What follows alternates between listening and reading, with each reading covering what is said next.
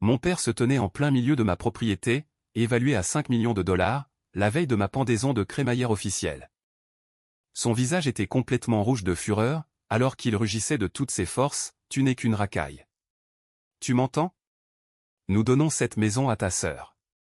C'est son cadeau de mariage. » Ma sœur, Vivien, se tenait juste derrière lui, vêtue d'une robe de styliste en soie d'une valeur de 5 000 dollars, qu'elle n'aurait absolument pas pu s'offrir, me narguant comme si elle avait déjà gagné. Elle a croisé les bras, a regardé mes bottes de travail sales et m'a dit de connaître ma place. Je n'ai pas crié. Je n'ai pas piqué de crise. J'ai juste esquissé un sourire très lent et froid. Puis, j'ai demandé à mon équipe de sécurité armée de les escorter hors de ma propriété, instantanément. La couleur a complètement fui de leurs visages arrogants. Mais pour vraiment comprendre l'ampleur du chaos absolu qui s'est déroulé cette nuit-là, et le piège dévastateur dans lequel ils se sont aveuglément engouffrés, je dois vous ramener au moment exact où ce cauchemar a commencé. Bienvenue dans mon musée de la douleur. C'était un vendredi après-midi caniculaire à Austin, au Texas. La chaleur du sud était absolument accablante, faisant fondre l'asphalte alors que je garais mon camion sur mesure, à usage intensif, dans la communauté fermée privée où je venais de finir de construire la maison de mes rêves absolus. J'ai 34 ans. Je suis le seul propriétaire d'un vaste empire de fret commercial et de logistique. Pendant plus d'une décennie, j'ai passé chaque heure d'éveil à respirer la poussière, la saleté et les émanations de diesel, bâtissant mon entreprise d'un seul camion rouillé à une flotte de centaines. Mes mains sont rugueuses et calleuses. Mes bottes à embout d'acier sont en permanence tachées par la boue des chantiers. Mais cette maison, ce sanctuaire ultramoderne et tentaculaire, perché sur une belle crête, était ma récompense ultime. Chaque vitre de verre sur mesure, chaque centimètre carré de marbre italien importé a été payé par ma propre sueur, mon sang et mes nuits blanches. Demain, c'était censé être ma pendaison de crémaillère officielle. J'avais réservé un traiteur haut de gamme, des amis de l'industrie venaient en avion, et pour la toute première fois de ma vie chaotique, je ressentais un véritable sentiment de paix. Je montais la route privée sinueuse, impatient de retrouver le vide paisible de ma nouvelle maison pour pouvoir prendre une longue douche et enfin me détendre. Mais quand ma maison est apparue, mon estomac s'est immédiatement noué, formant un nœud massif et lourd. Les lourdes grilles de sécurité en fer, au bas de mon allée, étaient grandes ouvertes. Stationnés négligemment sur mon allée de béton immaculé, se trouvaient 3 véhicules de luxe que j'ai reconnus instantanément. L'un était le SUV de mes parents. Les 2 autres appartenaient à ma sœur de 26 ans, Vivien, et à son amie architecte d'intérieur arrogante, Kreza. Je n'avais donné à personne de ma famille le code d'accès au portail, ni la clé numérique de la porte d'entrée. Nous nous parlions à peine. Pourtant, les voici, envahissant mon sanctuaire privé comme si les lieux leur appartenaient. J'ai garé mon camion, mes mains serrant le volant si fort que mes phalanges sont devenues blanches, et j'ai monté les marches flottantes en béton. La lourde porte d'entrée en chêne était grande ouverte, laissant entrer l'air brûlant du Texas. J'entendais le son doux et riche d'une playlist de jazz résonner à travers mon système de son intelligent coûteux. Je suis entré dans le grand vestibule et me suis complètement figé. La scène qui se déroulait dans mon salon était si incroyablement audacieuse, cela ressemblait à un rêve fiévreux. Mon père, Montgomery, se tenait près de mon immense îlot de cuisine en quartz, buvant tranquillement un verre de mon vin rouge millésimé le plus cher. Ma mère, Geneviève, arpentait mon salon à air ouverte avec un mètre, pointant activement mes murs peints sur mesure et parlant fort de l'endroit où il devrait accrocher de nouveaux rideaux. Et au centre de tout cela, paradant comme une reine, se trouvait Vivien. Elle aboyait des ordres à Kreza, réorganisant mes meubles coûteux pour faire de la place à ce qui ressemblait à une installation de banquet massive. Ils traitaient ma maison, l'œuvre de ma vie, comme une scène pour leur propre vanité. Le sentiment d'appropriation, pur et suffocant, qui émanait d'eux rendait l'air de la pièce lourd. Ils ne m'ont même pas remarqué au début. Je me tenais juste là, dans ma veste en jean poussiéreuse et mes bottes de travail, complètement déplacé dans mon propre salon. Le contraste était écœurant. C'est moi qui avais saigné pour construire ces murs. Mais ce sont eux qui portaient la soie et buvaient le vin. Quand Montgomery s'est finalement retourné et m'a vu là, il n'a pas eu l'air coupable. Il n'a pas eu l'air surpris. Il a juste semblé légèrement agacé, comme si un livreur égaré avait pénétré dans sa maison de vacances privée. Il a soupiré lourdement, faisant tourbillonner le vin rouge coûteux dans son verre, et s'est préparé à parler. Mais les mots qu'il était sur le point de prononcer étaient complètement sans importance pour moi, car dans ce bref moment de silence, mon esprit est violemment revenu en arrière, à des années et des années de manque de respect incessant. J'ai toujours été l'enfant invisible de ma famille. J'étais la bête de somme. J'étais le tremplin destiné à être écrasé dans la terre, afin que l'enfant prodige, Vivien, puisse briller aux yeux du monde. Quand j'avais 19 ans, je faisais des journées de 14 heures, conduisant des machines lourdes sur un chantier de construction poussiéreux, sous la chaleur brutale de l'été. Mes mains étaient constamment couvertes d'ampoules et saignaient. Mon dos me faisait toujours atrocement mal à la fin de la journée. Mais je m'en fichais. J'ai économisé chaque billet de $, froissé et chaque chèque de paie pendant plus d'1 an pour acheter une pelleteuse d'occasion délabrée. Cette machine n'était pas juste un morceau de métal pour moi. C'était ma bouée de sauvetage absolue. C'est ainsi que je prévoyais de lancer ma toute première entreprise de sous-traitance indépendante. C'était ma fierté et ma joie. Un après-midi, je suis rentré d'une journée de travail épuisante pour trouver ma place de parking complètement vide. J'ai paniqué, pensant que quelqu'un avait volé mon seul moyen de subsistance. Quand je me suis précipité à l'intérieur de la maison, mes parents étaient assis calmement à la table de la cuisine, buvant du café. Mon père a levé les yeux négligemment et m'a dit qu'il avait vendu ma machine à un gars de l'autre côté de la ville pour $12 000. Je n'arrivais plus à respirer. Je lui ai demandé pourquoi il avait fait quelque chose d'aussi incroyablement illégal et cruel à son propre fils. Il m'a regardé droit dans les yeux et m'a dit que Vivien, qui n'avait que 11 ans à l'époque, avait été accepté dans un programme d'échange estival élite en Europe. Ils avaient besoin d'argent supplémentaire pour ses vols, ses bagages de créateur et son argent de poche quotidien. Il a même eu le culot de me dire en face, elle a besoin de nouer des liens avec la haute société. Toi, tu n'as besoin que d'un titre de transport pour te rendre au terrain vague. Quand j'ai perdu la tête, criant et pleurant qu'ils avaient vendu mon avenir. Ma mère m'a traité de frère égoïste et horrible.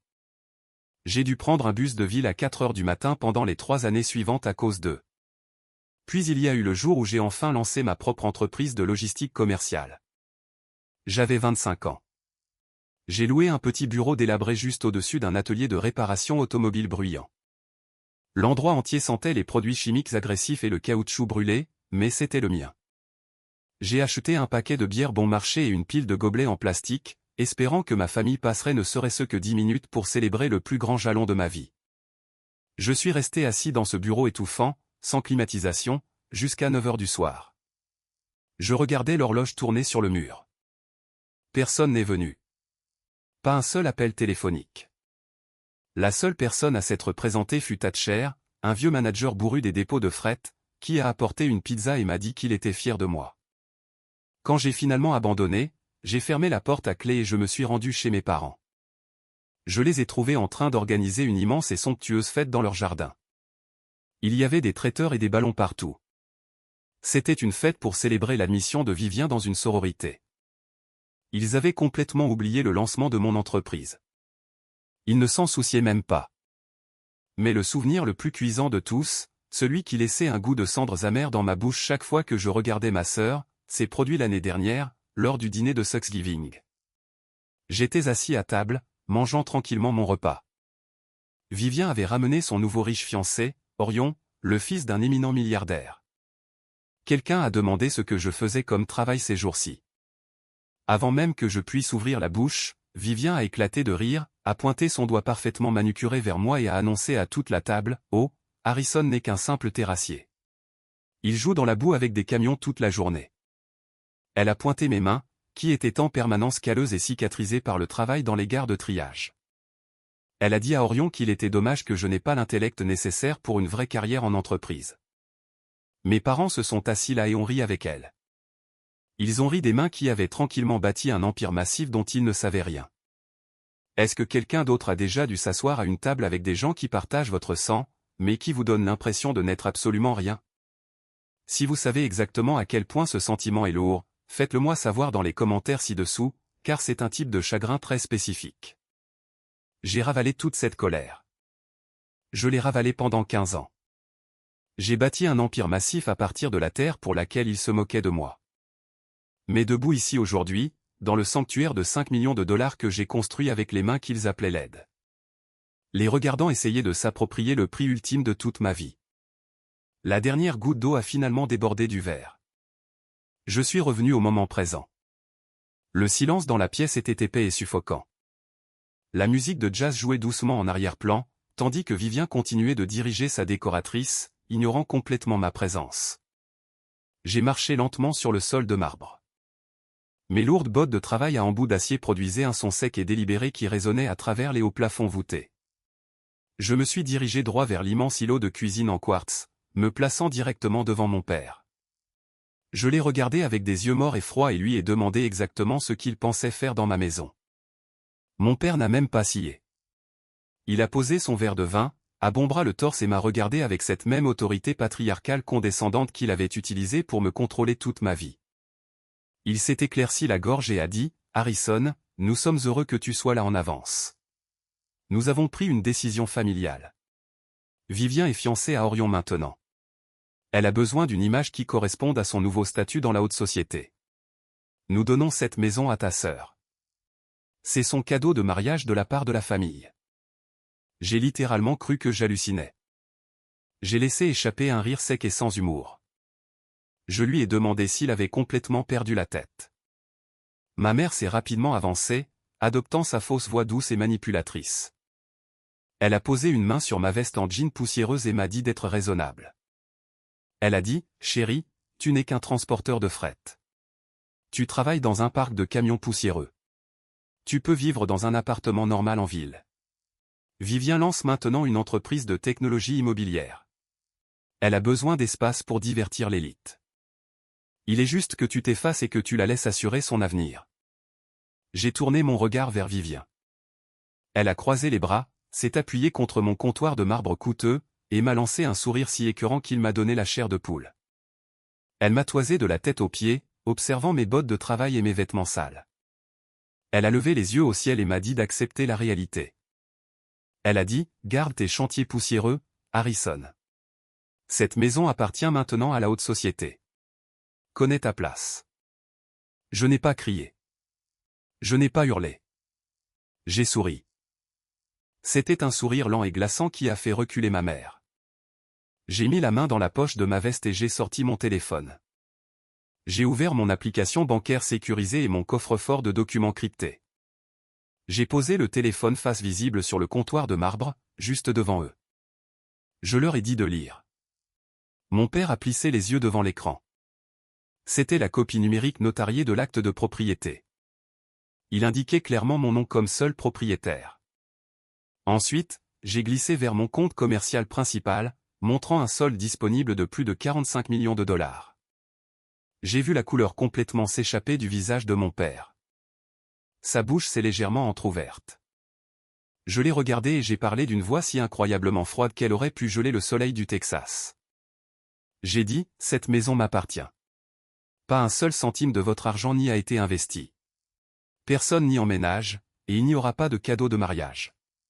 Sortez de ma maison immédiatement. » Le visage de mon père s'est immédiatement empourpré d'une colère furieuse et indignée. Il détestait absolument être contesté, surtout par le fils qu'il considérait comme complètement en dessous de lui. Il a perdu tout contrôle. Il a claqué son poing si fort sur le comptoir de marbre que son verre de vin s'est brisé, répandant du vin rouge partout. Il a pointé un doigt tremblant directement sur mon visage et a rugi de toutes ses forces. Il a crié, « Tu n'es qu'une racaille. Tu n'es rien. Nous donnons ceci à ta sœur parce qu'elle mérite réellement une bonne vie. Tu dois tout à cette famille et tu vas lui céder cette maison. » Je n'ai pas cligné des yeux. Je n'ai pas scié. J'ai sorti mon téléphone et j'ai composé le numéro de Bronson, le chef de l'élite des entreprises de sécurité privée qui gérait ma communauté fermée. J'ai dit à Bronson que j'avais 3 intrus hostiles qui refusaient de quitter les lieux et que je voulais qu'ils soient expulsés immédiatement. Quand mon père m'a entendu demander une sécurité armée, ses cris ont cessé. Vivien a semblé véritablement paniqué. Ma mère a commencé à pleurer de vraies larmes manipulatrices. Je leur ai dit qu'ils avaient exactement 60 secondes pour monter dans leur voiture avant que je ne les fasse traîner physiquement dehors par le col. Ils se sont précipités par la porte d'entrée, hurlant d'horribles malédictions venimeuses par-dessus leurs épaules. J'ai verrouillé les lourdes portes en chaîne derrière eux et je les ai regardés partir. Ils sont partis en me traitant de monstre sans cœur, mais ils n'avaient absolument aucune idée de ce qu'ils venaient de déclencher. Je ne savais pas que le secret qu'il tramait derrière mon dos était bien plus sinistre et illégal que je n'aurais jamais pu l'imaginer. Le lendemain matin, je me suis rendu au centre-ville d'Austin. Je n'allais pas sur un chantier. J'allais dans un immeuble de bureaux pour rencontrer Evandé. Evandé est mon associé de 52 ans et le seul véritable mentor que j'ai jamais eu. C'est un vétéran du secteur de l'immobilier commercial et de la logistique. Un homme qui avait soutenu mon tout premier projet d'entrepôt indépendant, alors qu'aucune banque de la ville ne voulait même regarder un jeune de 25 ans en bottes sales. Je lui faisais confiance de ma vie. Je l'avais appelé la veille, lui expliquant brièvement l'embuscade insensée chez moi. Il m'a dit de venir à son bureau dès le lever du soleil. Quand je suis entré dans son bureau d'angle aux parois de verre, glacial, Evandé n'a pas dit un mot pour me saluer. Il avait l'air incroyablement sombre. Il était assis derrière son immense bureau en chêne, tenant une tablette argentée et élégante. Il a pris une gorgée de son café noir, a glissé la tablette sur le bureau vers moi et m'a dit de la regarder très attentivement. Il a dit que son équipe de sécurité informatique avait effectué une vérification approfondie et complète des antécédents de Vivien et de sa soi-disant start-up de technologie immobilière. J'ai regardé l'écran lumineux. Mon estomac est tombé dans mes chaussures. C'était un site web d'entreprise très soigné et extrêmement professionnel, pour une entreprise appelée Vivien Visionary Estate. L'énorme image d'en-tête sur la page d'accueil, la toute première chose que chaque investisseur verrait, était une magnifique photo de drone haute résolution de ma maison. La propriété exacte de 5 millions de dollars que je venais de finir de construire. Sous la photo, la légende audacieuse et élégante disait « Notre siège social phare, un témoignage du luxe moderne et du design visionnaire par la PDG Vivien ». Je me sentais physiquement malade. Elle et Cresa avaient littéralement engagé un photographe professionnel pour s'introduire sur ma propriété pendant que je travaillais au dépôt de fret. Mais à mesure que je faisais défiler la page, l'audace pure et non adultérée passait de la délusion pathétique à la fraude hautement illégale. Mes mains ont commencé à trembler de pure rage. Evandé s'est penché et a tapé sur l'écran, naviguant vers la section portfolio de son site web. Vivien avait écrit une biographie massive et élogieuse sur elle-même. Elle affirmait avoir conçu et géré avec succès plus de 60 millions de dollars de centres logistiques commerciaux au cours des 10 dernières années. Elle listait 15 grands entrepôts commerciaux et 2 parcs de fret d'entreprises massifs. J'ai fixé l'écran dans une incrédulité absolue. C'étaient mes entrepôts. C'étaient mes parcs de fret. Vivien avait littéralement copié tout mon portfolio professionnel, effacé mon nom, apposé son faux logo d'entreprise et exhibé mes 10 années de sang et de sueur sur Internet pour obtenir un financement. Evandé s'est penché en arrière dans son fauteuil en cuir, sa mâchoire serrée d'une colère intense. Il a dit que ce n'était plus seulement un petit drame familial. Il a dit que c'était une fraude criminelle, une fraude électronique et un vol d'identité à grande échelle. Il m'a dit que son réseau dans le monde de l'investissement avait découvert que Vivien envoyait activement des invitations physiques en or à des dizaines d'investisseurs fortunés à travers l'État. La cible principale de cette escroquerie massive était son futur beau-père, le milliardaire capital risqueur Alaric. Vivien l'invitait, ainsi que son cercle aisé, à une grande soirée de lancement et un gala de financement d'amorçage à mon adresse exacte ce samedi. Elle allait utiliser ma maison, l'œuvre de ma vie et mes réalisations pour escroquer 3 millions de dollars en financement d'amorçage à un milliardaire légitime, juste pour financer son faux mode de vie narcissique. Evandé a claqué sa main violemment sur le bureau. Il a dit que nous devions envoyer immédiatement une lettre de mise en demeure légale. Il voulait appeler la division de la cybercriminalité de la police et faire complètement retirer le site web avant que quiconque ne soit volé. Je suis resté assis dans le bureau silencieux, fixant la photo souriante, arrogante et professionnelle de ma sœur sur l'écran. Elle croyait vraiment que j'étais juste un terrassier stupide et sans éducation qui ne le découvrirait jamais. Ou pire, elle croyait que si je le découvrais, je supporterais simplement l'abus et la laisserais faire, comme je l'avais toujours fait pour maintenir la paix. Evandé m'a dit de passer l'appel. J'étais sur le point d'acquiescer lorsque la lourde porte vitrée de son bureau s'est ouverte. Mon avocat d'entreprise est entré, portant une épaisse pochette de documents. Son visage était entièrement dépourvu d'émotion, ce qui signifiait généralement qu'il avait trouvé quelque chose d'incroyablement grave. Je n'avais aucune idée que la bombe qu'il était sur le point de lâcher allait tout changer. Mon avocat a déposé l'épaisse pochette sur le bureau en chêne et a pris une profonde inspiration. Il a dit que, en examinant la structure frauduleuse de l'entreprise de Vivien, son équipe de parajuristes avait fouillé profondément dans les dossiers financiers de mes parents. Ce qu'il a révélé ensuite a complètement fait fuir le sang de mon visage et m'a laissé fixer le mur en un silence stupéfait. Mes parents n'avaient pas seulement co-signé un petit prêt commercial pour Vivien. Ils étaient allés voir un homme nommé Quincy. Quincy n'était pas un banquier. C'était un prêteur privé incroyablement louche et impitoyable dans le monde criminel souterrain. Un homme connu pour détruire des vies. Mes parents avaient signé un contrat blindé et contraignant avec lui, utilisant tout leur portefeuille de retraite, leur police d'assurance vie et le capital restant de la maison où ils avaient vécu pendant 30 ans comme garantie. Ils avaient emprunté exactement 1,5 million de dollars. Et le pire, c'est qu'ils avaient viré chaque centime directement sur le faux compte commercial de Vivien pour payer ses vêtements de créateur, ses locations de voitures de luxe et le traiteur extravagant pour cette fausse fête du samedi. Mon avocat m'a regardé d'un air sombre. Il a expliqué que Vivien avait réussi à convaincre mes parents qu'une fois que le milliardaire Alaric aurait vu la propriété de 5 millions de dollars et investi ses 3 millions de dollars de capital risque, sa nouvelle entreprise exploserait du jour au lendemain et qu'elle les rembourserait au décuple. Mon avocat a énoncé une vérité froide et dure. Il a dit, « Harrison, si la fausse entreprise de Vivien échoue ou si Alaric se retire de cet accord, vos parents feront immédiatement défaut. Quincy prendra tout. Ils perdront leur retraite, leurs économies, et ils se retrouveront complètement sans abri et dans la rue d'ici 60 jours. » Une vague massive de malaise physique m'a envahi. J'ai eu une fraction de seconde d'intense hésitation. J'ai réalisé que détruire complètement Vivien devant ce milliardaire signifierait aussi détruire absolument la vie financière de mes parents. C'était une condamnation à mort garantie pour leur avenir. Si j'entrais dans cette fête samedi et que je révélais la vérité, ce serait moi qui appuierais sur la gâchette de la faillite de ma propre famille. Je me suis levé et j'ai marché vers la fenêtre du sol au plafond, regardant la vaste ligne d'horizon de la ville. Le poids de la décision était écrasant. Mes propres parents étaient sur le point d'être jetés à la rue. Mais alors mon esprit est revenu à l'après-midi d'hier. Je me suis souvenu du verre de vin brisé sur mon sol de marbre immaculé. Je me suis souvenu du visage rouge et furieux de mon père, alors qu'il me pointait son doigt tremblant. Je me suis souvenu de sa voix résonnant sur mes murs, rugissant que je n'étais qu'un simple terrassier, rugissant que j'étais une racaille. Je me suis souvenu de Vivien souriant d'un air suffisant dans sa robe de soie, me disant de connaître ma place dans la terre pendant qu'elle essayait de voler la couronne que j'avais bâtie. Ils avaient volontairement passé la corde autour de leur propre cou. Ils avaient littéralement hypothéqué toute leur existence à un syndicat criminel, juste pour élever l'enfant prodige. Ils étaient prêts à voler mon identité et ma maison, s'attendant pleinement à ce que je reste silencieux et les protège. Je n'allais plus être leur bouclier humain. Je me suis détourné de la fenêtre, suis revenu au bureau et j'ai regardé mon avocat droit dans les yeux. Je lui ai dit de préparer un procès civil massif, accompagné d'un dossier épais et indéniable de preuves, à remettre directement au procureur pour des accusations criminelles. Je voulais que tout soit prêt et en place. Je lui ai dit que je m'en fichais s'ils perdaient leur maison.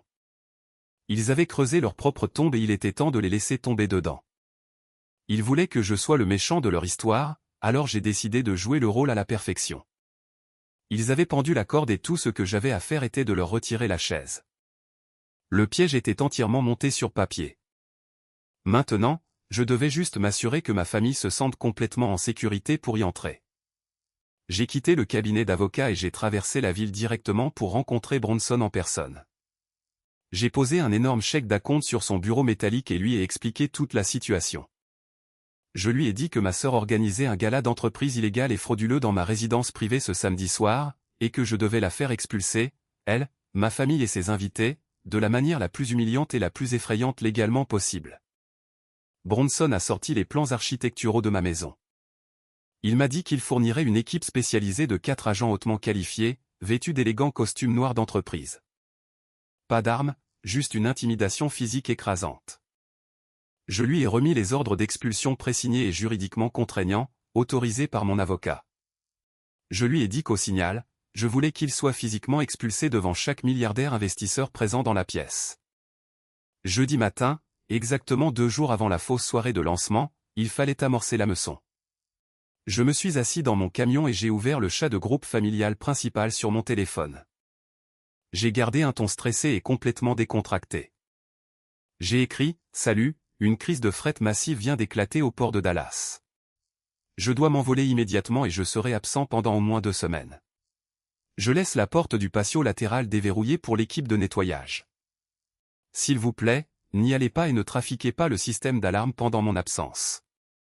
C'était l'appât absolument parfait. Je suis resté là, à regarder l'écran. Moins de 5 minutes après, j'ai vu les accusés de lecture apparaître de mon père, de ma mère et de Vivien. Mais le chat est resté complètement silencieux. Pas une seule réponse me souhaitant un bon vol. Pas un seul mot. Je savais exactement ce qu'ils faisaient.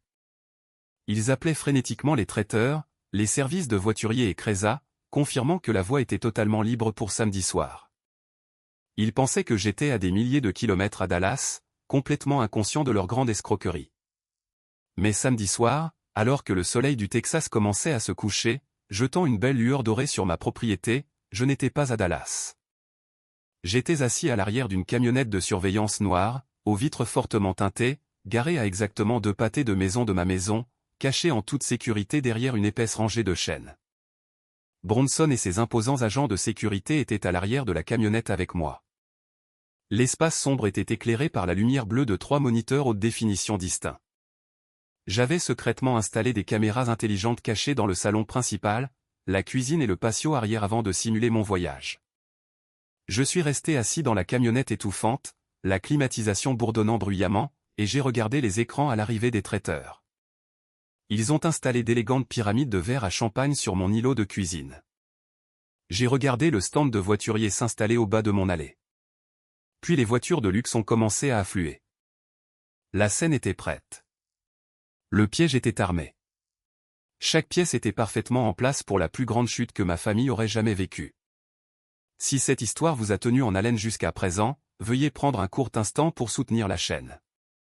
Appuyez sur le bouton j'aime, abonnez-vous et laissez un commentaire pour me faire savoir de quelle ville ou de quel pays vous regardez aujourd'hui. Chaque interaction contribue à diffuser ces histoires authentiques à un public plus large qui pourrait avoir besoin de les entendre. Merci d'être là. Maintenant, revenons à la destruction absolue du faux empire de ma sœur. Je suis resté assis à l'arrière de cette camionnette de surveillance glaciale. Les lourdes portes verrouillées, fixant les moniteurs bleus lumineux tandis que le summum absolu de l'illusion de ma sœur se déroulait en temps réel. L'espace confiné de la camionnette sentait fortement le café noir et l'ozone des équipements électroniques. Dehors, la chaleur du Texas rayonnait toujours du trottoir, mais à l'intérieur, la climatisation bourdonnait bruyamment, correspondant au rythme froid et calculé de mon cœur. Grâce aux caméras haute définition cachées que j'avais stratégiquement placées dans les coins du plafond et derrière les étagères personnalisées avant de simuler mon voyage d'affaires, j'avais une vue parfaite et dégagée de tout le rez-de-chaussée. Le salon principal de ma propriété, d'une valeur de 5 millions de dollars, était rempli de 60 au moins des investisseurs, capital risqueurs et mondains les plus riches de tout l'État. Des serveurs en chemise blanche impeccables, gilets noirs et cravates en soie se frayaient un chemin sans effort à travers la foule massive. Ils portaient de lourds plateaux d'argent chargés de caviar beluga coûteux, de truffes importées et de champagne millésimé que mes parents avaient payé avec de l'argent sale, provenant de prêts à taux d'intérêt élevés du milieu interlope. L'éclairage ambiant intelligent, que j'avais personnellement câblé et programmé pendant d'innombrables nuits blanches, projetait une lueur dorée chaude et magnifique sur les sols de marbre italien importés. Cela ressemblait exactement à un gala d'entreprise d'1 million de dollars, très exclusif. C'était précisément la grande illusion, indéniable, dont Vivien avait désespérément besoin pour mener à bien son immense escroquerie. À travers les microphones cachés que j'avais placés près de l'immense îlot de cuisine en quartz, l'audio parvenait au haut-parleur de la camionnette d'une clarté cristalline. J'entendais le tintement du cristal, le murmure bas des conversations aisées et le son doux et riche de l'orchestre de jazz qu'elle avait engagé. Puis j'ai regardé Vivien monter avec assurance sur la plateforme architecturale légèrement surélevée, près de mon escalier flottant sur mesure. Elle portait une robe de créateur blanche sur mesure, à couper le souffle, qui épousait parfaitement ses formes. Ses cheveux étaient coiffés par un professionnel. Elle avait absolument tout l'air d'une jeune PDG de technologie brillante et visionnaire, qui avait le monde entier entre ses mains. Elle a tendu la main et a délicatement tapé une lourde cuillère en argent contre sa flûte à champagne en cristal. Le son aigu, clair et cristallin a immédiatement fait taire la pièce. L'orchestre de jazz s'est doucement estompé. Chaque milliardaire, capital risqueur chevronné et mondain a tourné toute son attention, sans partage, vers ma sœur de 26 ans. Vivien s'est éclairci la gorge, a esquissé un sourire charismatique, incroyablement travaillé, qui semblait tout droit sorti de la couverture d'un grand magazine économique, et a commencé son discours. Elle a commencé par remercier gracieusement tout le monde d'avoir pris le temps d'assister au lancement officiel de Vivian Visionary Estate et de célébrer l'inauguration de son tout nouveau siège social personnel. Puis elle s'est lancée dans une histoire complètement inventée, incroyablement insultante, qui m'a glacé le sang. Elle a raconté comment elle avait passé les 10 dernières années à travailler d'arrache-pied. Elle a parlé de la conception de vastes espaces logistiques commerciaux à partir de zéro, de la lutte contre les conseils d'urbanisme obstinés pour obtenir des permis, et d'avoir versé son sang, sa sueur et ses larmes pour construire son empire à partir de rien. Pendant que ses pairs faisaient la fête. J'ai senti ma mâchoire se serrer si fort dans l'obscurité que mes dents ont réellement grincé, envoyant une douleur aiguë dans mes tempes. Elle se tenait fièrement sur mes sols, sous mes plafonds voûtés sur mesure, utilisant ma véritable histoire de vie, faite de douleur, de sacrifices et de labeur brutal, pour impressionner une salle remplie d'étrangers. Elle a littéralement regardé le milliardaire Alaric droit dans les yeux, a pointé un doigt parfaitement manucuré vers les énormes poutres en acier renforcées au-dessus de sa tête, et a expliqué avec assurance la matrice énergétique durable. Elle a détaillé les décisions architecturales concernant la charge portante et les systèmes de ventilation complexes requis pour le classement commercial. Elle utilisait les phrases hautement techniques exactes qu'elle et Cresa avaient volées directement de mes plans de projet privés. Elle parlait avec la confiance douce et imméritée d'un parasite qui avait entièrement consommé son hôte et portait maintenant sa peau. Alaric, un titan de l'industrie aux cheveux argentés très intimidant qui souriait rarement, a hoché la tête avec une approbation absolument sincère. Il a semblé incroyablement impressionné par sa fausse intelligence et sa supposée éthique de travail. Ma mère et mon père se tenaient juste à l'avant de la foule, vibrant pratiquement d'excitation. Ils rayonnaient d'une fierté si écrasante qu'ils semblaient pouvoir éclater physiquement. Ma mère a sorti un mouchoir de son sac à main de créateur et a essuyé une fausse larme délicate de sa joue, jouant le rôle de la mère submergée. Mon père a tapoté Alaric dans le dos, jouant le rôle du patriarche humble et brillant qui avait, à lui seul, élevé un prodige générationnel. Ils se tenaient à l'intérieur de la belle maison qu'ils avaient essayé de me voler, buvant du champagne acheté avec $1,5 million provenant de prêts hautement illégaux et prédateurs, agissant comme de la royauté absolue. Ils croyaient vraiment avoir remporté le prix ultime. Quand Vivien a finalement terminé son discours écœurant et plagié, la salle entière a éclaté en applaudissements tonitruants et retentissants. Alaric s'est avancé, levant ses grandes mains pour calmer la foule aisée. Il a annoncé haut et fort qu'il était incroyablement impressionné par la vision agressive et durable de Vivien pour l'avenir de l'immobilier commercial. Il a dit que toute jeune femme capable de construire indépendamment un chef-d'œuvre comme cette propriété et de gérer sans problème un portefeuille commercial massif de $60 millions était exactement le genre de talent rare que sa société de capital risque voulait agressivement soutenir. Il a mis la main dans sa veste de costume sur mesure, a sorti un élégant carnet de chèques en cuir noir et a officiellement annoncé à la salle qu'il allait rédiger un chèque d'investissement d'amorçage de $3 millions, là, sur l'îlot de cuisine en quartz. La foule aisée a de nouveau applaudi, levant ses verres.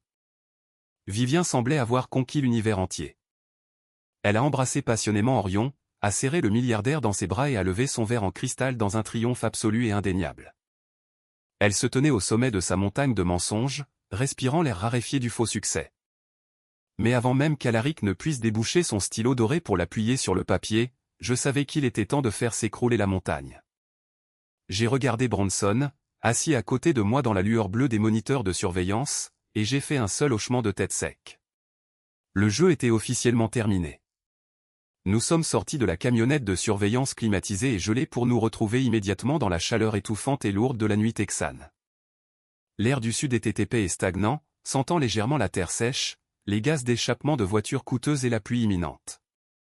Bronson et ses 3 imposants agents de sécurité, tous bâtis comme de véritables murs de briques, se sont rangés en une formation serrée et très professionnelle en diamant autour de moi. Nous avons marché silencieusement dans la rue sombre et calme. Le seul son était le bruit lourd et rythmé de mes bottes sur l'asphalte alors que nous approchions des immenses portails de sécurité en fer, au bas de mon allée. Les voituriers, 2 jeunes étudiants en gilet rouge vif, se tenaient près d'un pupitre en bois, entourés de millions de dollars de véhicules de luxe. Lorsqu'ils ont vu 4 hommes massifs en costumes noirs élégants et un homme en vêtements de chantier sale marcher vers les portails ouverts, ils se sont précipités pour nous arrêter. Levant les mains en signe de protestation et criant qu'il s'agissait d'un événement d'entreprise privée sur invitation seulement. Mais Bronson n'a même pas interrompu sa démarche assurée. Il a simplement mis la main dans sa veste de costume, a montré son badge de sécurité privée d'élite et a jeté aux deux jeunes gens un regard si terrifiant, froid et menaçant qu'ils ont instantanément reculé. Se cachant pratiquement derrière le pupitre en bois du voiturier et gardant la bouche complètement fermée. Nous avons remonté la longue allée sinueuse en béton que j'avais moi-même coulée. À chaque pas que mes lourdes bottes de travail à embout d'acier faisaient, la colère profonde et brûlante dans ma poitrine se durcissait en quelque chose d'entièrement froid, calculé et absolu. Je n'étais plus le frère aîné invisible et négligé. Je n'étais plus le terrassier qu'il pouvait facilement jeter, moquer et remplacer. J'étais le seul propriétaire légal du sol sur lequel nous marchions actuellement, des murs derrière lesquels ils se cachaient et de l'immense empire commercial qu'ils essayaient désespérément de voler. Et j'étais sur le point d'exécuter une prise de contrôle d'entreprise catastrophique et impeccable de ma propre vie, juste sous leurs yeux. Quand nous avons finalement atteint les massives doubles portes d'entrée, elles étaient grandes ouvertes pour laisser entrer la douce brise du soir. La somptueuse fête à $1 million battait son plein. Les bruits forts de rires joyeux, de musique de jazz douce et le tintement constant de verres en cristal coûteux débordaient sur le porche. Je me suis arrêté juste sur le seuil de ma propre maison, restant juste hors de vue, dans l'ombre. J'ai mis la main dans ma poche et j'ai sorti mon téléphone. J'ai ouvert mon application domotique propriétaire, contourné les commandes utilisateurs normales et accédé aux paramètres de développeur profond que j'avais moi-même codés. J'ai pris une profonde inspiration, fixant l'écran pendant une brève seconde, puis j'ai appuyé sur le bouton de commande principal. Instantanément, la douce musique de jazz a été coupée par un claquement électronique strident, violent et assourdissant. L'éclairage ambiant chaud et magnifique de la fête s'est complètement éteint, plongeant la vaste pièce dans une obscurité totale et opaque pendant une fraction de seconde. Puis, avant que quiconque ne puisse crier, l'éclairage a été remplacé par l'éclat aveuglant et clinique des projecteurs de sécurité à haute intensité, montés au plafond de la maison. Le changement soudain et brutal d'atmosphère fut si agressif et abrupt que toute la pièce devint complètement silencieuse. 60 investisseurs fortunés cessèrent de parler en plein milieu d'une phrase. Les gens baissèrent leurs verres à champagne dans une confusion totale, levant les mains pour se protéger les yeux, clignant rapidement des paupières face à la lumière blanche, dure et implacable. L'illusion du gala chaleureux et invitant fut instantanément brisée, remplacée par la froide réalité d'une salle d'interrogatoire. Chaque tête dans l'immense salon à air ouverte s'est tournée simultanément vers la porte d'entrée. Je suis entré. Je ne portais pas de smoking. Je ne portais pas de costume d'entreprise sur mesure ni de chaussures de créateur coûteuses. Je portais mon jean de travail foncé, un t-shirt noir délavé, une veste en toile poussiéreuse et mes bottes de chantier à embout d'acier lourdement éraflées et tachées de boue. J'avais l'air complètement et absolument déplacé dans une mer de richesses de la haute société, de bijoux étincelants et de robes de créateurs coûteuses. Mais je marchais avec l'autorité absolue, terrifiante et indéniable d'un homme qui possédait l'air même qu'il respirait actuellement. Bronson et les 3 hommes massifs en costume d'entreprise noirs élégants se sont déployés juste derrière moi alors que nous entrions. Leurs mains étaient professionnellement jointes devant eux. Leurs visages étaient complètement dépourvus d'émotion, créant un mur impénétrable et très intimidant de purs muscles et de sécurité derrière moi. La foule aisée s'est naturellement écartée comme la mer Rouge, faisant des pas nerveux en arrière pour me laisser un chemin très large et clair vers le centre de la pièce. Tandis que je marchais droit sur le sol de marbre importé vers l'îlot de cuisine, je n'ai pas regardé les investisseurs confus. Je n'ai pas regardé le milliardaire. J'ai croisé le regard de Vivien. Le sourire triomphant et arrogant a complètement disparu de son visage à l'instant même où elle m'a vu marcher vers elle. Elle a même trébuché d'un pas en arrière, son talon au coûteux s'accrochant maladroitement au marbre poli, manquant de renverser un grand plateau d'argent d'amuse-gueule posé sur le comptoir. Toute la couleur a instantanément fui de sa peau jusqu'à ce qu'elle ressemble à un fantôme absolument terrifié. Sa bouche s'est ouverte, mais aucun son n'en est sorti. Orion semblait profondément confus. Son front se plissa alors qu'il regardait alternativement sa fiancée et l'homme poussiéreux marchant vers eux. Alaric se figea complètement immobile, son stylo en or massif planant à seulement un pouce au-dessus du chèque de $3 millions. Mes parents, qui se tenaient juste à côté du milliardaire, se sont complètement transformés en pierre. Ma mère a laissé échapper un petit halètement horrifié, couvrant sa bouche de ses 2 mains tremblantes alors que ses yeux s'écarquillaient incroyablement de pure terreur. Le visage de mon père est devenu rouge vif d'une fureur paniquée instantanée. Les veines épaisses de son cou gonflaient lourdement contre son col blanc impeccable. Mais personne n'a bougé. Personne n'a osé respirer. Je me suis arrêté juste devant l'immense îlot de cuisine en quartz, face à face avec la famille toxique qui avait essayé de m'enterrer. Le lourd silence dans l'immense pièce était si incroyablement épais qu'on aurait pu entendre une épingle tomber sur le sol en marbre. Le seul son était le faible bourdonnement du système de climatisation surchargé essayant de rafraîchir la foule. J'ai mis la main dans la poche de ma veste en toile poussiéreuse, j'ai sorti l'épaisse et lourde pochette de documents que mon avocat d'entreprise avait méticuleusement préparés, et je l'ai claqué sur le comptoir en quartz, juste à côté du carnet de chèques en cuir ouvert d'Alaric. Le son a résonné à travers les hauts plafonds voûtés comme un véritable coup de feu. Le piège était officiellement tendu et les dents d'acier se refermaient. J'ai regardé Vivien. Elle tremblait si fort que son verre à champagne en cristal cliquetait violemment dans sa main. Le liquide coûteux giclait par-dessus le bord et gouttait sur le marbre. J'ai parlé d'une voix parfaitement calme, parfaitement stable, mais assez forte et autoritaire pour que chaque milliardaire dans la pièce puisse entendre clairement. J'ai dit, bienvenue chez moi, tout le monde. Les meubles loués sont absolument fantastiques, Vivien. Cela unifie vraiment la pièce. Mais le contrat de construction de cette propriété de 5 millions de dollars m'appartient entièrement, tout comme les 15 projets de fret commercial massif que vous venez de revendiquer audacieusement comme les vôtres. Vivien a commencé à bégayer de manière incontrôlable. Sa persona de PDG parfaitement répétée et très soignée s'est complètement brisée en 1 million de morceaux pathétiques. Elle a regardé frénétiquement Alaric, puis Orion, puis de nouveau moi, sa poitrine se soulevant de panique. Elle a essayé de forcer un rire, un son aigu, désespéré et terrifiant qui a résonné maladroitement dans la pièce silencieuse et éblouissante. Elle a pointé un doigt tremblant et manucuré sur mes bottes de travail sales et a dit à la foule aisée que je n'étais qu'un ancien entrepreneur mécontent, un ouvrier fou qui faisait une grave dépression nerveuse parce qu'il avait été renvoyé. Elle a frénétiquement saisi le bras d'Orion, suppliant son fiancé de l'aider, criant que j'étais fou, dangereux et qu'il fallait me faire expulser des lieux immédiatement. Mon père s'est jeté en avant, me saisissant le bras avec une poigne écrasante et désespérée. Son visage était tordu de rage, et sa voix était un murmure frénétique et venimeux, destiné seulement à mes oreilles. Il a sifflé à travers ses dents serrées, « Arrête ça tout de suite, Harrison. Tu détruis la famille. Tu ruines toute sa vie. Sors d'ici avant que je ne te détruise. » J'ai lentement baissé les yeux sur sa main tremblante, serrant fermement mon bras. Et puis je l'ai regardé droit dans ses yeux paniqués. Je lui ai dit qu'il avait exactement 2 secondes pour retirer ses mains de ma propriété ou il serait jeté sur la pelouse avant avec le reste des ordures. Bronson s'est immédiatement avancé, se déplaçant avec une vitesse terrifiante. Son cadre massif dominait mon père. Bronson a calmement mais fermement annoncé à toute la pièce qu'ils étaient des solutions de sécurité d'élite, mandatées directement par le seul propriétaire légal de la propriété, M. Harrison, pour expulser des intrus hostiles qui commettaient actuellement une fraude corporative active et un grand larcin. Mon père a rapidement lâché mon bras comme s'il avait été brûlé et a trébuché en arrière dans une terreur pure et non adultérée, sa poitrine se soulevant alors qu'il regardait les massifs gardes de sécurité. J'ai détourné mon attention de ma famille pathétique et j'ai regardé directement Alaric. Le milliardaire aux cheveux argentés observait la scène chaotique avec des yeux plissés et très calculateurs. C'était un homme qui avait bâti sa fortune en lisant les gens, et il savait exactement à quoi ressemblait la culpabilité. J'ai glissé l'épaisse pochette de documents sur le comptoir en quartz directement vers lui. Je lui ai dit qu'il ferait peut-être mieux de lire attentivement le contenu de cette pochette avant de signer un chèque de 3 millions de dollars à une criminelle qui était sur le point d'être inculpée au niveau fédéral. Je lui ai dit qu'elle contenait l'acte de propriété notarié réel à mon nom, les relevés bancaires certifiés prouvant que j'avais personnellement payé la construction entière de cette maison en espèces.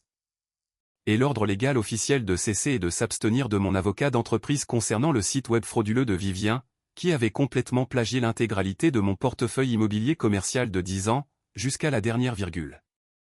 Alaric a lentement posé son verre de champagne sur le comptoir. Il a tendu la main et a ouvert la lourde pochette. La pièce entière a observé dans un silence absolu et haletant, tandis que ses yeux vifs et expérimentés parcouraient les documents juridiques très sensibles. On pouvait physiquement sentir la température de la pièce chuter, alors que la vérité indéniable et dévastatrice s'imposait. Le milliardaire regardait des preuves concrètes que la belle jeune PDG, debout à côté de lui, était une fraude complète et absolue, et que l'homme aux bottes de travail sales était le véritable génie derrière l'empire. Merci d'avoir patiemment suivi mon parcours jusqu'ici. Veuillez commenter le mot « bien » ci-dessous comme un insigne d'honneur. Je liquerai et répondrai personnellement à chaque commentaire contenant le mot « bien ». Alaric a refermé la lourde pochette, le doux bruit ressemblant à un coup de marteau de juge. Il a lentement levé les yeux vers Vivien. Le regard de pur dégoût et de méprise absolu sur son visage était total et glaçant. Il s'est tourné vers son fils, Orion, qui se tenait là, l'air complètement horrifié, trahi et physiquement malade. Alaric a dit à son fils d'une voix basse et dangereuse de prendre son manteau car il partait immédiatement, et les fiançailles étaient officiellement et définitivement annulées. Il a regardé de nouveau Vivien et lui a porté le coup fatal à son faux empire. Il a dit, vous êtes une fraude complète, une menteuse et une voleuse. Si jamais vous contactez mon fils, ma famille ou mon entreprise à nouveau, je veillerai personnellement à ce que vous soyez enterrés sous des poursuites fédérales pour le reste de votre misérable vie. Vous êtes fini. Vivien a laissé échapper un sanglot déchirant et hystérique qui a traversé la pièce silencieuse. Ses genoux ont complètement cédé, et elle est tombée lourdement là, sur le sol de marbre italien importé, sa coûteuse robe de créateur blanche se regroupant maladroitement autour d'elle alors qu'elle pleurait. Elle a désespérément tendu la main et a essayé d'attraper l'ourlet de la veste de costume sur mesure d'Alaric, le suppliant de rester, jurant à travers ses larmes violentes qu'elle essayait juste de bâtir un avenir solide, que notre famille allait lui transférer légalement la maison éventuellement. Que tout cela n'était qu'un énorme malentendu et qu'elle pouvait tout expliquer. Mais Alaric a violemment retiré sa veste de sa prise désespérée, la regardant comme si elle était un rat malade qui venait de ramper hors d'un égout. Sans un mot de plus, le milliardaire a fait volte-face et est sorti directement par la porte d'entrée avec son fils, Orion, le suivant rapidement, sans même se retourner une seule fois. C'était le point de rupture absolue. L'illusion était complètement et définitivement brisée, balayée comme de la poussière au vent. Le reste des investisseurs fortunés, des mondains et des capital risqueurs présents dans la pièce ont commencé à murmurer bruyamment, sous le choc total. La pièce a instantanément dégénéré en un chaos pur et non adultré. Les gens claquaient à la hâte leurs verres de champagne à moitié vides sur les tables coûteuses, saisissaient leurs manteaux et se dirigeaient directement vers la porte d'entrée aussi vite qu'ils le pouvaient physiquement.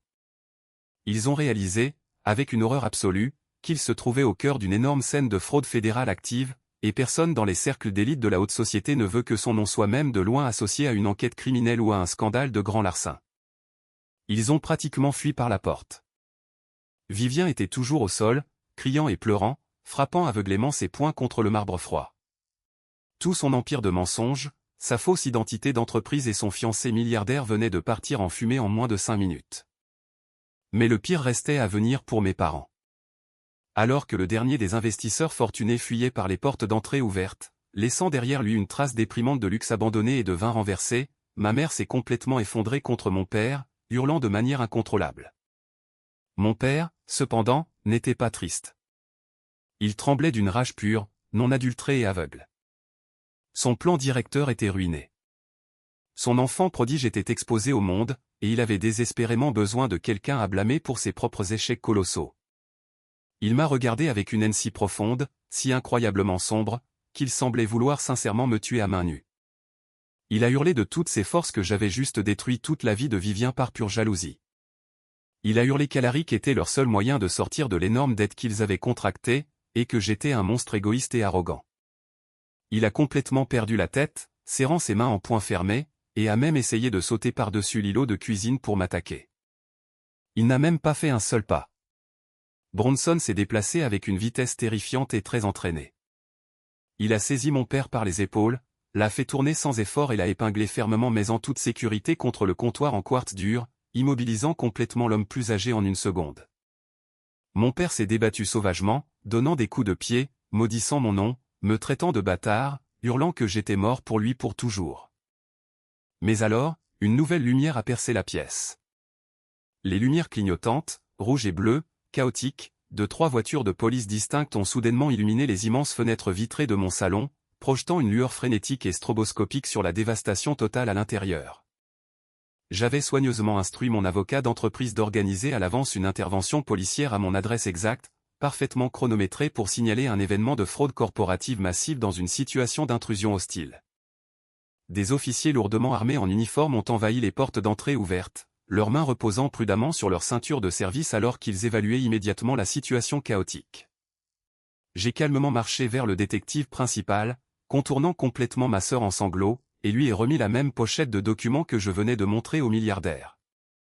J'ai pointé Vivien du doigt, qui pleurait toujours hystériquement sur le sol dans sa robe ruinée, son maquillage coulant sur son visage, et j'ai déclaré clairement et avec assurance que je voulais porter plainte au niveau fédéral pour vol d'identité à grande échelle.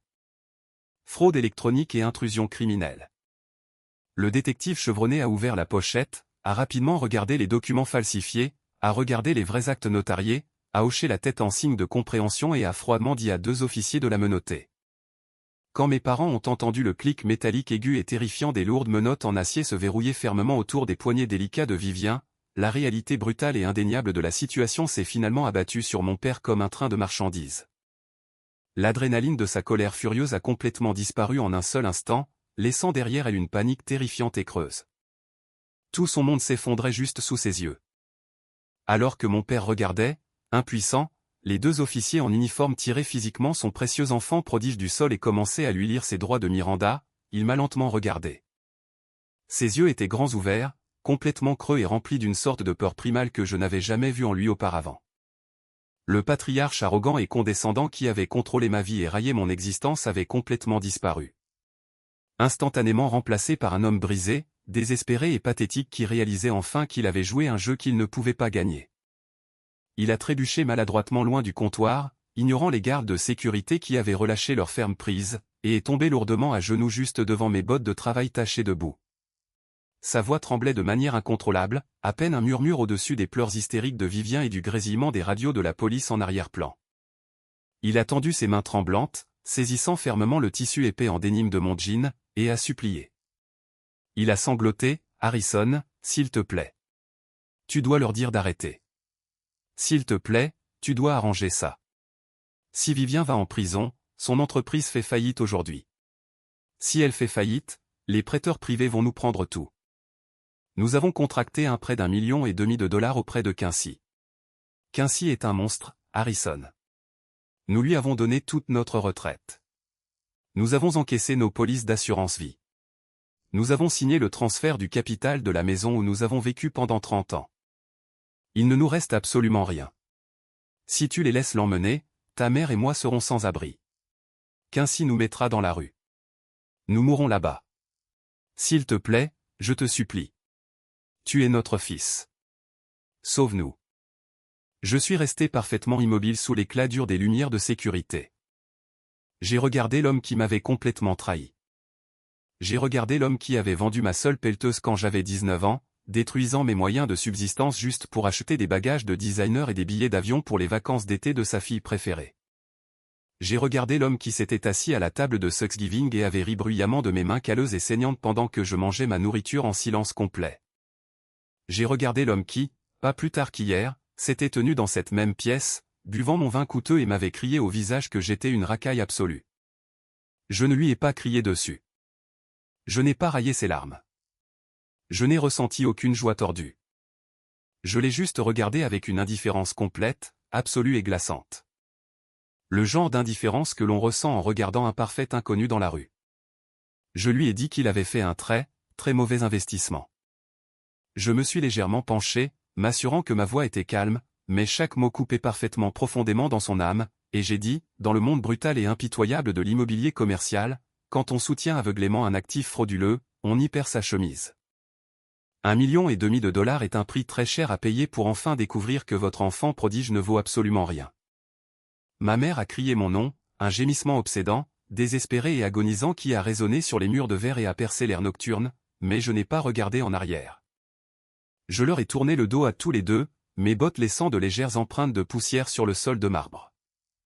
J'ai monté lentement mon escalier flottant sur mesure, marche par marche, et je les ai laissés pleurer de manière incontrôlable sur le sol froid, tandis que la police traînait officiellement ma sœur hurlante et se débattant dans les lumières rouges et bleues clignotantes de la nuit texane.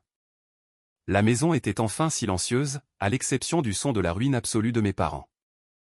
Je suis entré dans ma chambre principale, j'ai verrouillé la lourde porte derrière moi et j'ai enfin ressenti la paix profonde que j'avais cherchée toute ma vie. Les retombées absolues le lendemain matin ont été exactement aussi chaotiques, désespérées et agressivement toxiques que je l'avais prévu. Je me suis réveillé tard dans ma vaste chambre principale, me sentant entièrement reposé pour la première fois depuis des années. Je suis descendu à la cuisine, je me suis versé une tasse de café noir coûteux, et j'ai enfin regardé mon téléphone. J'avais plus de 80 messages textes non lus et 20 appels manqués. Les singes volants avaient été officiellement déployés. La nouvelle de l'arrestation très publique de Vivien et de la fête désastreuse s'était répandue dans le réseau familial élargi comme un feu de forêt incontrôlé. Mes tantes, mes oncles et mes cousins, des personnes qui n'avaient pas pris la peine de me parler un seul mot depuis plus de 5 ans, agissaient soudainement comme les arbitres moraux ultimes de l'univers. Ma tante Octavia m'a envoyé un énorme paragraphe décousu me traitant de monstre de sang-froid. Elle a dit que la famille était censée se protéger inconditionnellement quoi qu'il arrive, et qu'envoyer ma propre sœur en prison fédérale et laisser mes parents âgés perdre leur seule maison pour une simple erreur était un acte de pure méchanceté impardonnable. Mon cousin Marc a laissé un message vocal furieux et hurlant disant que j'étais juste profondément jaloux de la beauté naturelle et du charme de Vivien et que j'utilisais mon argent sale de la construction pour les intimider et les soumettre. Ils exigeaient tous agressivement que je retire immédiatement les accusations criminelles, que je rembourse le prêt prédateur de mes parents à Quincy avec mon propre compte bancaire massif, et que je m'excuse publiquement auprès de Vivien pour l'avoir humilié devant des milliardaires. Je me suis assis tranquillement à mon îlot de cuisine, sirotant mon café chaud dans le silence paisible de ma maison vide, et j'ai lu chaque message. Je n'ai pas ressenti la moindre once de culpabilité. J'ai ouvert le vaste chat de groupe familial qui comptait plus de 30 proches. Je n'ai pas tapé une longue défense émotionnelle de mes actions. Je n'ai pas essayé d'expliquer mes sentiments profonds ou de mendier leur compréhension. Au lieu de cela, j'ai simplement téléchargé 3 fichiers spécifiques. Premièrement, j'ai téléchargé le rapport de police officiel non expurgé détaillant la fraude criminelle majeure et le vol d'identité indéniable de Vivien. Deuxièmement, j'ai téléchargé l'horrible document de prêt blindé montrant que mes parents avaient volontairement cédé $1,5 million à un syndicat criminel connu, juste pour financer une escroquerie. Sous ces documents, j'ai tapé un seul message très calculé. J'ai écrit « Vivien risque actuellement jusqu'à 10 ans de prison fédérale pour vol d'identité. Papa et maman sont actuellement en défaut sur un énorme prêt du milieu et perdront leur maison dans 60 jours. Si l'un de vous croit vraiment au pouvoir inébranlable de la famille et du pardon, je vous encourage fortement à réunir votre argent aujourd'hui pour rembourser leur dette $1,5 million à Quincy. Mon compte bancaire est officiellement fermé à cette famille pour toujours. Ne me contactez plus jamais. » J'ai appuyé sur envoyer. Puis j'ai complètement supprimé le chat de groupe et bloqué définitivement tous leurs numéros de téléphone de mon appareil. Le silence qui a suivi était une perfection absolue. Je savais pertinemment qu'aucun de ses proches bruyants et hypocrites n'ouvrirait réellement son portefeuille pour sauver mes parents. Ils ne se souciaient de la morale familiale que lorsque c'était mon argent qui était dépensé et ma vie qui était sacrifiée. En mettant l'énorme fardeau financier directement sur leurs épaules, j'ai complètement brisé leur fausse supériorité morale. J'ai repris tout mon pouvoir et j'ai verrouillé la porte derrière moi. 6 mois se sont écoulés depuis cette nuit explosive, et le paysage de ma vie est maintenant complètement différent. Vivien a accepté un accord de plaidoyer désespéré pour éviter un procès fédéral massif et très médiatisé. Elle a été condamnée à 5 ans de prison fédérale pour fraude électronique et vol d'identité à grande échelle. Mes parents, fidèles à la nature brutale du prêt usuraire, ont complètement fait défaut sur leur prêt. Les gens de Quincy ont saisi leur maison sans la moindre pitié. Ils ont dû déclarer faillite absolue et emménager dans un minuscule appartement d'une chambre, exigu, dans un quartier terrible et délabré, à la périphérie de la ville. Ils ont essayé de me contacter une fois par l'intermédiaire de mon avocat, suppliant une petite allocation mensuelle pour les aider à acheter des produits d'épicerie de base. Mon avocat, agissant sur mes ordres stricts et inébranlables, leur a simplement envoyé une photocopie du reçu du jour où ils avaient vendu ma pelleteuse quand j'avais 19 ans, avec une courte note disant que la dette avait déjà été entièrement payée. Mais le coup de théâtre le plus ironique de tous est venu d'Alaric. Le milliardaire m'a contacté 1 mois plus tard. Après que son équipe ait minutieusement examiné le vrai portefeuille et le véritable empire logistique que j'avais bâti, il a réalisé que j'étais le véritable cerveau derrière les espaces qu'il admirait. Nous nous sommes assis pour une vraie réunion. Il a fini par investir $5 millions directement dans ma firme commerciale légitime, me permettant de m'étendre au-delà des frontières de l'État. Ce soir, je suis entièrement seul sur le vaste balcon vitré de ma propriété. L'air du sud est frais et paisible. Je bois un verre de vin, regardant les lumières scintillantes de la ville. Je comprends enfin la vérité ultime sur les familles toxiques. Le pardon ne signifie pas se laisser utiliser comme bouclier humain pour les échecs de quelqu'un d'autre. La loyauté ne signifie pas se mettre en feu juste pour garder ses agresseurs au chaud. Je n'ai pas détruit ma famille. La vérité indéniable les a détruits. Certains disent que j'ai été trop impitoyable. Qu'en pensez-vous? Avais-je complètement tort ou ont-ils eu exactement ce qu'ils méritaient? Veuillez partager vos réflexions ou des expériences personnelles similaires ci-dessous. Si vous appréciez les histoires authentiques comme celle-ci, soutenez naturellement en aimant la vidéo et en vous abonnant.